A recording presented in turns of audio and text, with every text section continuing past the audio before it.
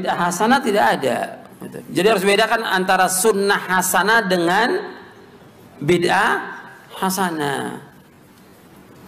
Kalau bid'ah memang nggak ada contoh sebelumnya bid'ah ini.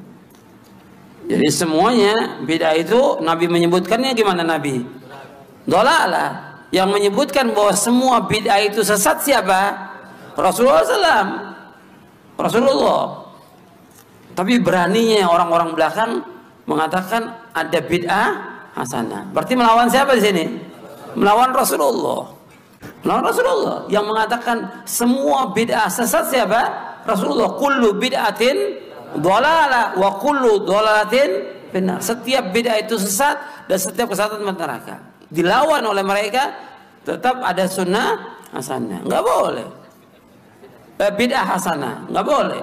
Dia mestinya berpikir Nabi sudah mengatakan semua bid'ah sesat. Kemudian dikatakan kok ada bid'ah hasanah? Nggak ada bid'ah hasanah. Yang mengatakan semua bid'ah sesat adalah Rasulullah SAW. Jadi nggak ada dalam Islam itu bid'ah hasanah, tidak ada dalam Islam. Iya. Pagi ini tema yang akan kita bicarakan adalah tentang bid'ah hasanah. Apakah bid'ah hasanah itu ada atau tidak ada? Memang ada yang bilang ada yang bilang tidak ada. Yang bilang ada itu mayoritas umat Islam. Umat Islam sejak masa sahabat, masa ulama salaf mengatakan bid'ah hasanah, mayoritas. Lalu sekarang ada orang-orang baru, ya orang-orang baru, ustadz-ustadz baru di Indonesia bilang bid'ah hasanah tidak ada. Dan mereka ini bilang bid'ah hasanah tidak ada, membawa propaganda kembali kepada Al-Quran dan hadis. Padahal mereka, menurut saya, mereka belajar tafsir, belajar Quran belum hatam. Mengapa? Karena dalil bid'ah hasanah ada di dalam Al-Quran dan hadis, bukan dari pepatah Melayu, bukan dari bahasa Jawa, bukan. Kita ini karena Ahlus Sunnah disingkat dengan Aswaja, oleh orang-orang mereka disebut Aswaja itu ajaran Islam Jawa. Padahal maksudnya Ahlus Sunnah wal Jamaah, kok dibilang dari Jawa? Wong dalilnya bukan anacaraka bahasa Jawa, bukan, juga bukan bahasa Melayu, tetapi Al-Quran hadis. Kita mengatakan bid'ah hasanah itu ada. Di dalam Al-Quran memang ada isyarat terhadap bid'ah hasanah. Dalam surah Al-Hadid ada ayat warahbaniyatan ibtada'uha ma katabnaha 'alaihim illa ibtigha'a ridwanillah fama ra'auha haqqa ri'ayatiha. Dalam ayat ini Al-Quran memuji umatnya Nabi Isa, orang-orang Nasara, karena mereka membuat tradisi kerahiban. Warahbaniyatan ibtada'uha, dan rahbaniyah, kerahiban yang mereka ibtada'uha, mereka ada-adakan. Mereka ibtada'uha ini namanya kan bid'ah, karena bid'ah itu artinya ajaran yang tidak ada contoh sebelumnya, tanpa ada contoh sebelumnya, itu namanya bid'ah. Ini di dalam Al-Quran warahbaniyatan ibtada'uha. Orang-orang Nasara membuat rahbaniyah. Rahbaniyah itu apa? Orang Nasara kalau sudah senang beribadah, merasakan manisnya beribadah, dia meninggalkan kawin, meninggalkan cari harta, meninggalkan keduniaan, siang malam ibadah terus. Maka tabanaha alaihim, kami tidak mewajibkan pada mereka, kami tidak menentukan pada mereka, tak mewajibkan. Illa ibtigha'a ridwanillah, kecuali kalau mereka melakukan itu semata-mata mencari ridho Allah, gak apa-apa dilakukan walaupun gak wajib. Tapi ternyata fama ra'auha haqqa ri'ayatiha, mereka tidak menjaga rahbaniyah itu dengan sebenar-benarnya menjaga. Artinya apa? Begitu mereka menjalankan rahbaniyah di pertengahan jalan, begitu merasakan manisnya dunia, merasakan manisnya kawin, akhirnya rahbaniyah ditinggalkan, cari uang, kawin terus tak henti-henti. Ini yang dicela. Nah, ini artinya apa? Rahbaniyah adalah bid'ah yang dibuat-buat oleh Nasara. Allah tidak mencela mereka walaupun bid'ah, karena mereka melakukan untuk mencari ridho Allah. Allah baru mencela mereka setelah mereka meninggalkan. Berarti ini bid'ah hasanah. Karena seandainya rahbaniyah ini bukan bid'ah hasanah, begitu melakukan langsung dicela. Allah itu kalau ada perbuatan tidak betul langsung dicela oleh Allah.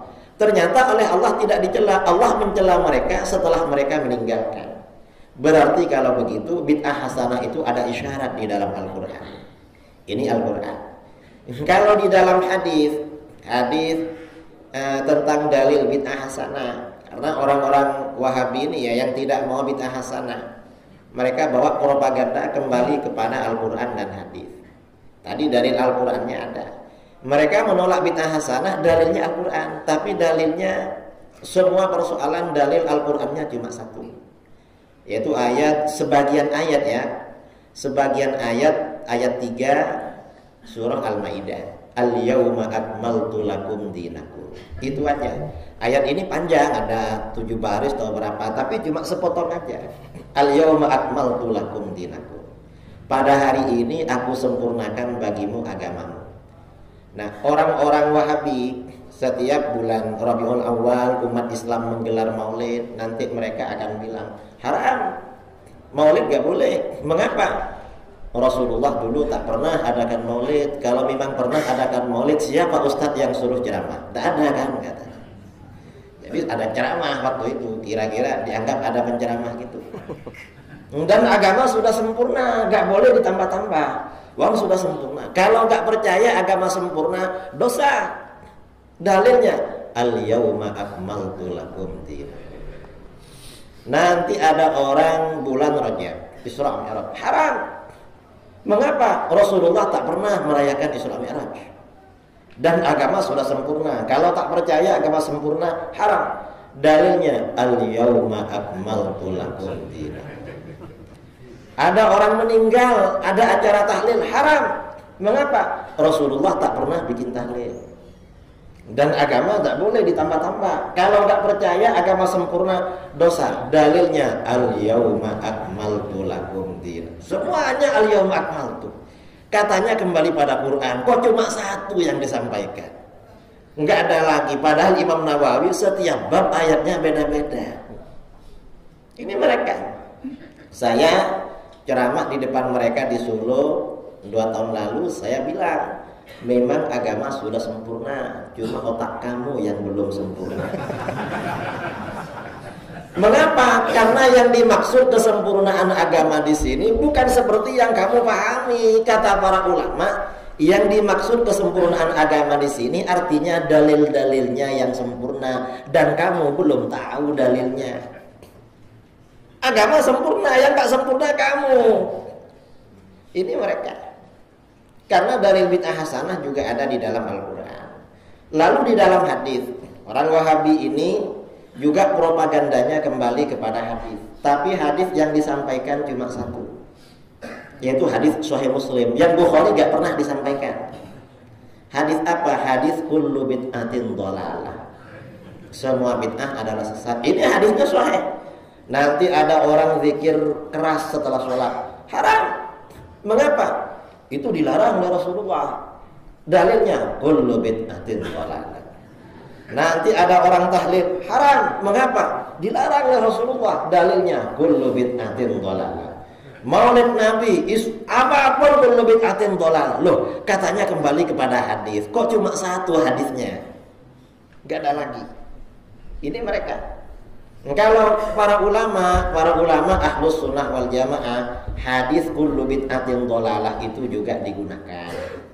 Tetapi kata Imam Nawawi yang mengarang kitab Riyadhus Shalihin ini punya kitab namanya Syarah Sahih Muslim. Ketika menyampaikan hadis kullu bid'atin dhalalah, kata beliau, qauluhu sallallahu alaihi wasallam kullu bid'atin dhalalah hadza 'amun makhsus. Sabda Nabi, semua bid'ah itu sesat, ini adalah kalimat yang umum, tetapi jangkauan hukumnya dibatasi, tidak diberlakukan secara umum. Wal muradu biha ghalibul bid'ah. Yang dimaksud dengan sesat itu kebanyakan bid'ah itu sesat, tetapi ada bid'ah yang tidak sesat. Jadi kebanyakan. Bid'ah itu yang banyak yang sesat. Ada yang tidak sesat. Nah, yang kita lakukan itu gak sesat. Biasanya ada yang bertanya, Pak Ustadz, kalau kebanyakan bid'ah sesat, kita yang tahu kok yang hasanah terus, mana yang sesat? Sepertinya lebih banyak yang tidak sesat. Salah, yang paling banyak yang sesat. Yang gak sesat tuh sedikit. Mengapa begitu? Umat Islam itu terpecah menjadi 73 golongan. Yang 72 ini pengikut bid'ah-bid'ah sesat. Yang satu adalah Ahlus Sunnah wal Jamaah. 73 dengan satu lebih banyak mana? Lebih banyak 73. Di negara kita ini aliran sesat banyak sekali. Tahun 2009 saya mengadakan penelitian dengan kawan-kawan di Pondok Sidogiri. Tercatat sekitar 250 macam aliran sesat di negara kita. Tapi setelah saya keliling-keliling mulai dari Sabang sampai Jayapura, saya pikir bukan 250, mungkin ada 2.500. Banyak aliran sesat di negara kita.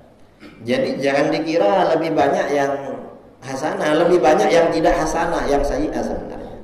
Ini kata para ulama. Jadi kullu bid'atin dhalalah ini memang benar, cuma ini kalimat umum tetapi jangkauan hukumnya dibatasi. Mengapa jangkauan hukumnya dibatasi? Kalau ini tidak dibatasi akan bertentangan dengan dalil-dalil yang mengakui bid'ah hasanah. Salah satunya adalah ayat tadi, ayat surah Al-Hadid, wa rahbaniyatan ibtada'u.